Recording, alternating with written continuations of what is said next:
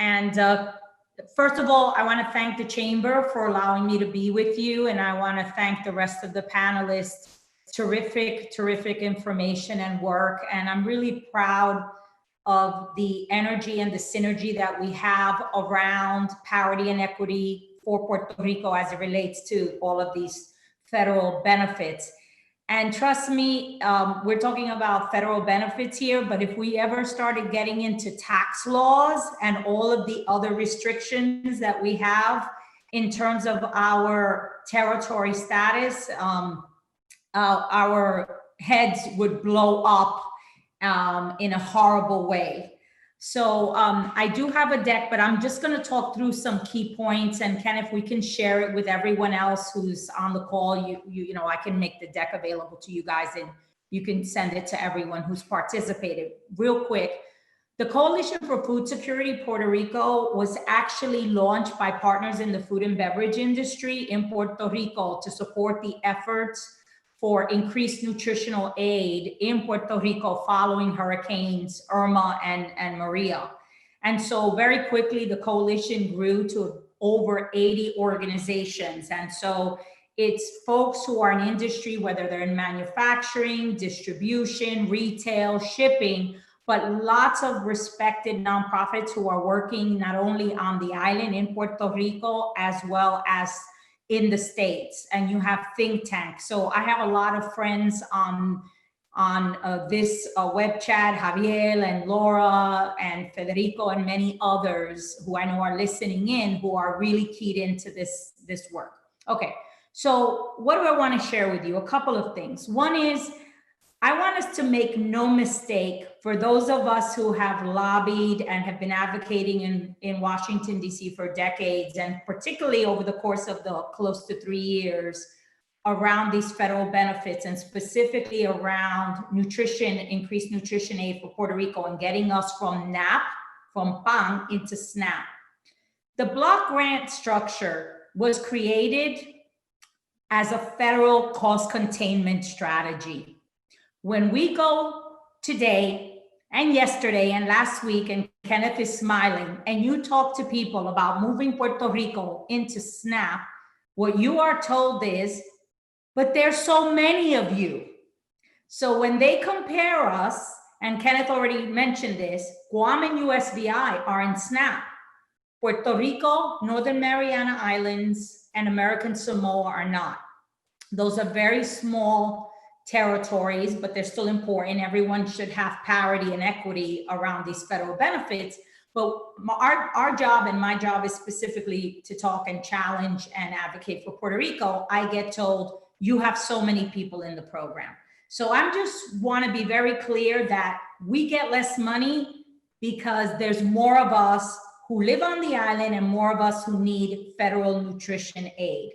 And so I have said many times, what you are saying is, because there are more of us, we deserve to eat less if we are in poverty. I want to give you some examples here of the inequity that exists between Puerto Rico and even the USVI and Alaska as examples of, there are two states that are not contiguous, right? Alaska and Hawaii, and therefore have similar complexities around food and beverage entrance into their islands, their states, and versus us, the territories. In Puerto Rico, a one-person household will receive $112 a month as a basic benefit. In USVI, they receive $250. In Guam, they receive $287. In Alaska, they receive $368. So it is a difference, a differential of anywhere from 50% to almost, well, not almost, it is 300% increase between Puerto Rico and Alaska. A four-person household in Puerto Rico as a basic benefit gets $410. USVI, it is $835, so it's double what you get in Puerto Rico. And in Alaska, it is $1,000. 227, 300% increase. So I just want to highlight that because in the past, whenever Puerto Rico is trying to get this additional aid, many times the arguments have to center and focus or have focused on, we are in dire need, we have a disaster, we have an economic crisis. You saw that in ARA. In ARA, Puerto Rico earned, or they didn't earn, you were given 3 years of additional nutrition aid, but it was only 220, 225, 230. It's based on the consumer index and inflation rate.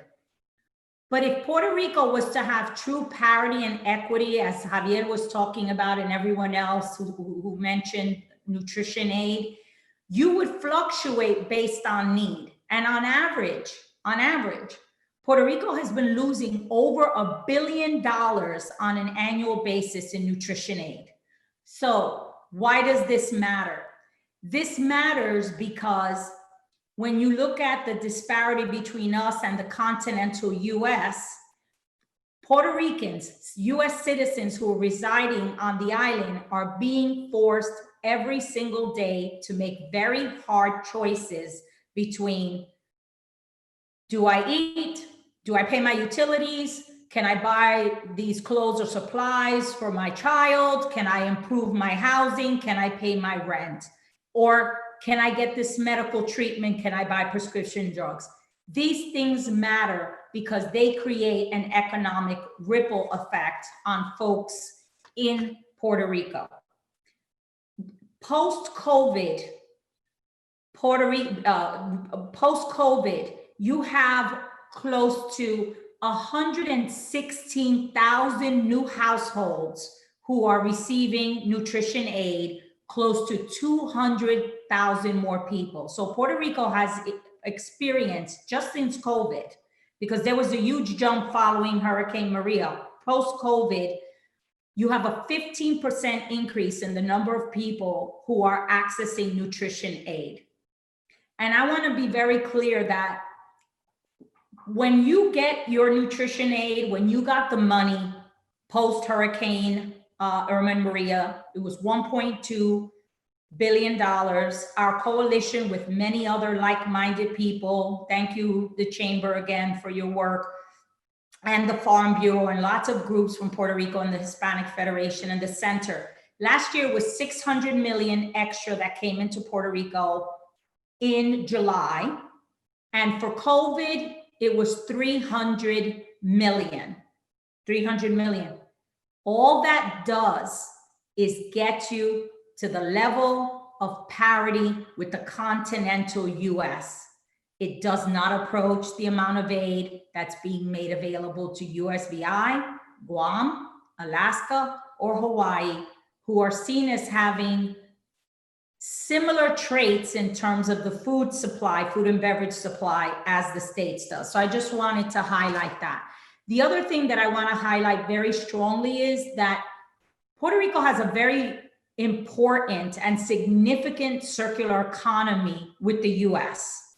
On average, you import from the States $3.3 billion, $3.1 billion on an annual basis that benefits the farmers, the distributors, the producers, and the manufacturers in the US. You lead in trade for certain commodities, and I can't remember them right now, but whether it's beef or pork or chicken or rice or certain other items, you rank 5th, 6th, 8th in trade with the US across the world, not across the territories, across the world. So I just want to emphasize that, because the latest data that I have, and we're working on new data, there's going to be an economic study on the impact of food and beverage, the food and beverage industry in Puerto Rico, that should be available to us in the next 2 to 2.5 months, because it's a lot of data to collect. But in 2014, you accounted for $310 million in beef, $260 million in pork, $310 million in chicken. And so this is critical to the economies of so many US states. Just to name a few: Arkansas, Georgia, Iowa, Kansas. Florida benefits greatly for other reasons around, produce and the fruits, as well as shipping, and so does Texas because of beef. So even the Northeast with dairy and cheeses, milks, and all of that benefits. So there is an enormous value to the US to provide this aid and support to Puerto Rico, because the benefits come right back to the US economy. The equity, and I think Javier mentioned this about not having that flexibility and not being nimble when you have a disaster or some other crisis, along with the states, because COVID has gone across obviously the globe. But think about this. Every time Puerto Rico needs flexibility around nutrition aid, ARA, the hurricanes, the earthquakes, COVID, you must have a congressional appropriation. And the amount of time and advocacy, the fighting that happens in order for US citizens in Puerto Rico to gain access to those funds is highly time consuming, and it hurts each one of those families and individuals in Puerto Rico that's dependent on this aid. So let me tell you where we are now, Kenneth, because I think it would be nice to talk a little bit. And Laura may be covering this. Laura, I don't know. So if you are, I apologize. I'll do it quickly so you can take the deeper dive. We have the pandemic EBT, which will benefit school-age children in Puerto Rico. Puerto Rico was kept out of the original bill. There was tremendous advocacy stateside, but also by Puerto Rican nonprofits who are doing this work to get Puerto Rico and pandemic EBT. You were included in the continuing resolution. Somewhere between $30 to $32 million on a monthly basis for school-age children in Puerto Rico who are not receiving those free lunch meals as well as breakfast. In addition to that, and I all know que ustedes saben que hay una telenovela in Washington, D.C. around the stimulus package. But the stimulus package has $1.236 billion in the House-approved bill of additional nutrition aid for Puerto Rico, plus a 15% increase for COVID funding on the block grant. In total, that would mean $3.4 billion if that special wish list was to come true. That is significant, and that's parity for Puerto Rico just with the continental US. And the parity and equity discussions, lawsuits, all of the strong fact-based arguments that Jose Enrique has been working on, and I'm so excited and proud of that work and the investment that they're making in these lawsuits, because constitutional law is not easy. It is so significant because he's making arguments on the basis of discrimination and equal protection under the law. Not, we had a disaster, so please give us more. But the core key issues around equity and parity. There are some additional bills that are in the House and in the Senate. One is called ANATA, which is equitable funding for the territories. That bill calls for Puerto Rico's transition into SNAP. And the second bill, which is in the Senate, is called Closing the Meal Gap. And that calls also for two things. One is Puerto Rico's transition into SNAP, immediate transition into SNAP, but it also does away with the Thrifty Food Plan, which is the most basic, lowest, and I'm gonna use a strong word, cheapest food plan that the USDA monitors and administers, and that is the basis for our block grant. Thrifty times an inflationary factor. So this is all, very, very critical. And I think on a final note, it's 4:29. See, Ken, if I kept to my 10 minutes, please, if you have an interest in this, if you can work, if you're doing this kind of advocacy, if you join in with any of our groups and our coalition, we have a tremendous amount of synergy around federal benefits parity for Puerto Rico that I have never seen in my 20-something years as an advocate and as someone who has always been around public policy.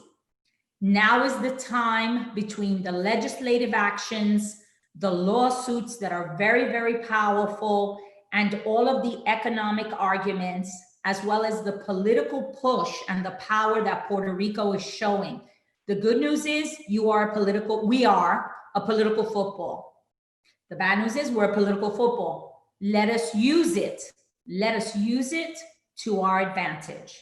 Thank you so much to everyone, Kenneth, the chamber, Wanda for having me on this call. And again, I just thank, the Coalition for Food Security for investing and really wanting to show the partnership across the entire community of Puerto Rico. So, ciao, thank you.